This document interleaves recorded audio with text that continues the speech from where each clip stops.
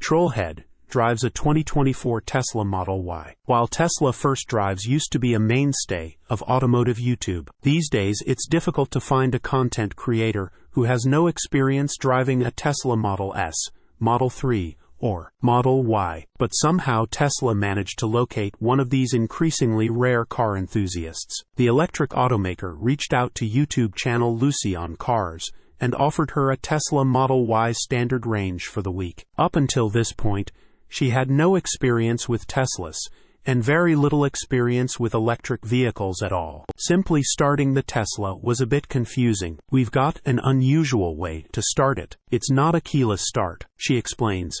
"You have to do something with this keycard to get it to start, and it feels quite unusual. It feels like you'd have to get used to it." Of course, if this were her car rather than a test vehicle, she would be able to pair it with her smartphone for a keyless start, or she could pick up a key fob from the Tesla store. But since this is her first time in a Tesla, she was unaware of these options. As is tradition with any electric car review, we have a launch test that inspires a whistle and a headshake from Lucy. "Rapid," she says. While this is only the RWD standard range, she was still impressed with the model's performance, especially when passing. "The sheer acceleration when you're already at like 50 or 60, she said. "It's just silly, it's stupid. How am I still accelerating that quickly?"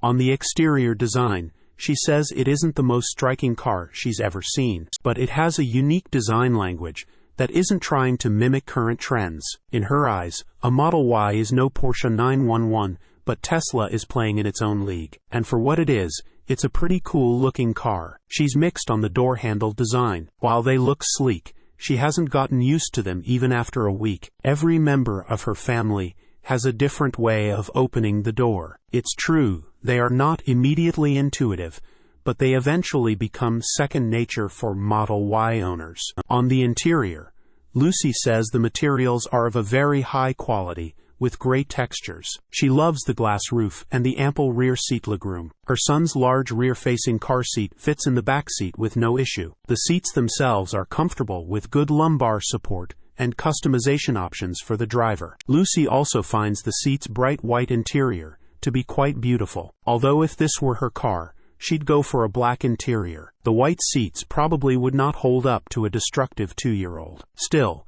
she found the minimalism to be a bit disorienting. It's pretty much unlearning everything you've ever known about driving a car. When I first sat in it, I was like, okay, there's no gear shift, there's no handbrake, there's no door handle, there's no dials in front of me to see what speed I'm doing. In many ways, she appreciates the simplicity of the screen-focused interface, but a few irritations were impossible to ignore. Having to use the screen for everything from adjusting the steering wheel to turning on the heated seats can be more frustrating than if there were simply physical buttons. I wanted to change my heating to make it cooler in here, and George at the same time was trying to change where his airflow was coming from. So you've got to wait for one person to finish before you can have a go. Lucy, of course, acknowledges that over time, you'd get used to these limitations, but it didn't make the best first impression. On the positive side, she loves watching Netflix and YouTube, playing games in the arcade, or using external speakers to blast music in boombox mode. Although, like most mature adults,